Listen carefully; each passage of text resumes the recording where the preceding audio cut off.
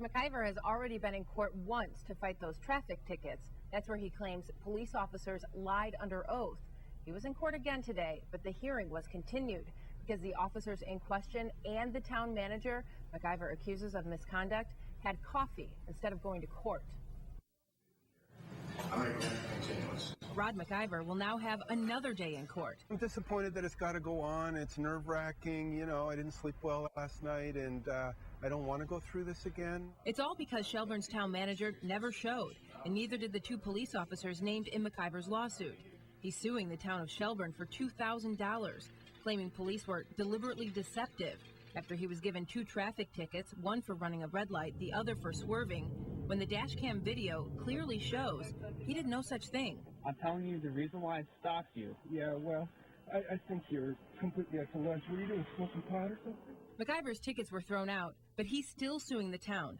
Court paperwork shows it's, quote, in support of other drivers who might not go to this trouble. The only person who did come to court on behalf of the town was its attorney. They were hoping to hear Mr. McIver establish some claim that from which he could recover damages, and because we didn't have a hearing, we weren't able to hear that today. And because they weren't here, they weren't able to hear that today. Exactly. Turns out town manager Paul Boney, Sergeant Alan Fortin, and Officer Jason Lawton were actually right across the street having coffee at Maribel's during the court proceedings. But you took the time away from the duties at the town and from the police department, but then to not show up at court and see what was going to happen or to give testimony, why would you do that? Do you believe it's necessary enough to do that? There's nothing more that we can add in this case? McIver says the court appearance, or lack thereof, is simply more evidence of the town's dishonesty. They don't want to testify because if they lie under oath, they know I'll be relentless. I'll keep them on there for hours if the judge will let me. And if they tell the truth, they're in big trouble. McIver estimates he's filed several lawsuits in small claims court over the years. He says 15 of them over the last 30 plus years. Most of them have been in regards to his business. McIver adds it's not about the $2,000 he's suing for. He just wants the town to admit to the deception and to tell the truth. No word yet on when they'll be in court. Bridget Shanahan, News Channel 5. Take a look at this watermark here on this mobile home. It's nearly above my head. It gives you an idea of how high that water came. Take a look at this. Walk up these stairs and now look at the watermark. Several feet. You can understand why they've got so many of their belongings outside. And it rose so quickly that several of them who live here needed to be rescued.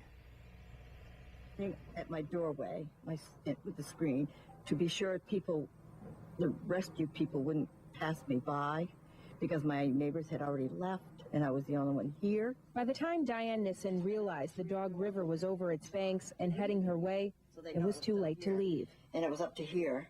So when he came to get me, I said, man, if I step down, it's going to be over my head.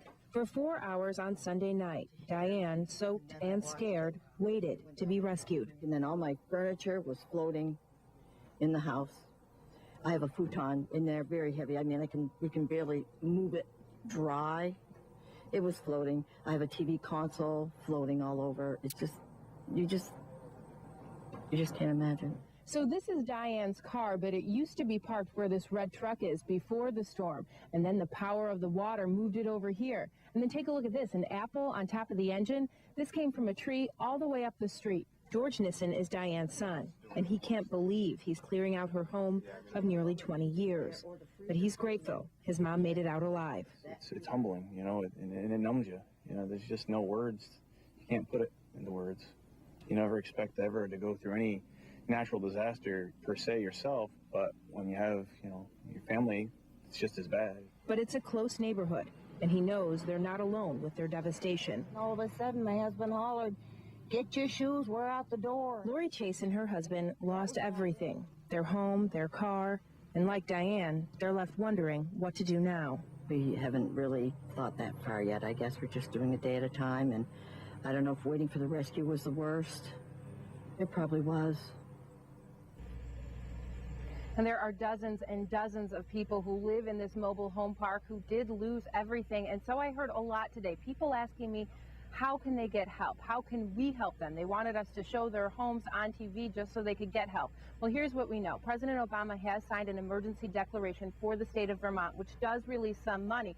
What we need is a disaster declaration, and that will bring more money to homeowners. So for now, what you can do is call 211 to get in touch with FEMA. And also take pictures of all of your damage to document it. Live in Berlin, Bridget Shanahan, News Channel 5. Pastor Pete says God chose him for work like this, rehabilitating sex offenders, even the most violent. He says his efforts will not change Timothy Zad's predatory sexual desires, but they will help him to learn to live with them. The sexual development within him as he grew up went in the wrong direction. That's something Church at Prison pastor Pete Fisk says cannot be changed. That's why he's working to rehabilitate Timothy Zad, the 53-year-old violent sexual predator who handcuffed a 13-year-old boy and sexually assaulted him multiple times in southern Vermont more than 10 years ago. He really doesn't want to hurt anybody again. As a little child, he was hurt in the same manner. And hurt people hurt people. With Zad recently released from prison and now living in Hyde Park, Pastor Pete and others from the Church at Prison will try and help Zad manage his new life through a combination of medication, supervision, and counseling. So you see it as a way to help him and help the community? Yeah, keep this community safe, too. The whole community in Vermont. According to Vermont's Sex Offender Registry, there are actually 4 offenders living in Hyde Park right now. One of them is listed as non-compliant for not completing his treatment, but Zad is the only one who's listed as high risk. He's got all the tools. He's got all the support.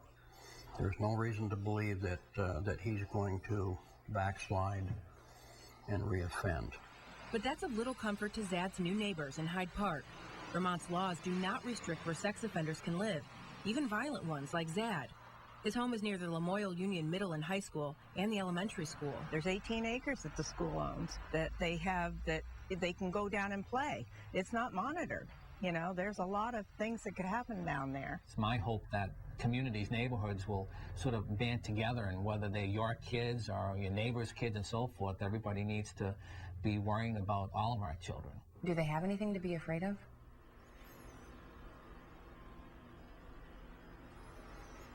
I know I can say they shouldn't be afraid, but parents should be, watchful over their children and realize Tim is not the only sex offender living in Hyde Park.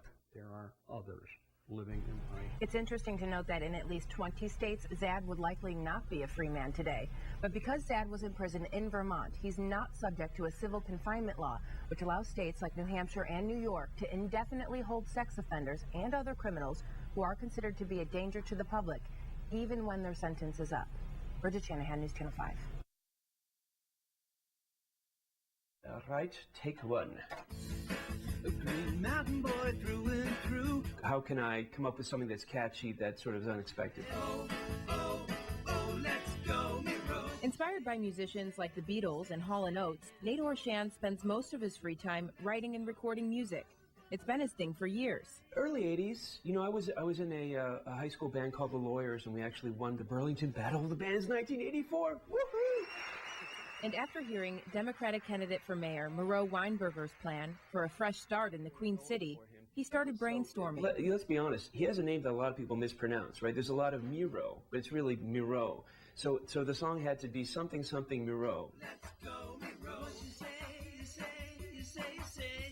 And he recorded every instrument himself, from the guitar He's got mad negotiation skills to the keyboard.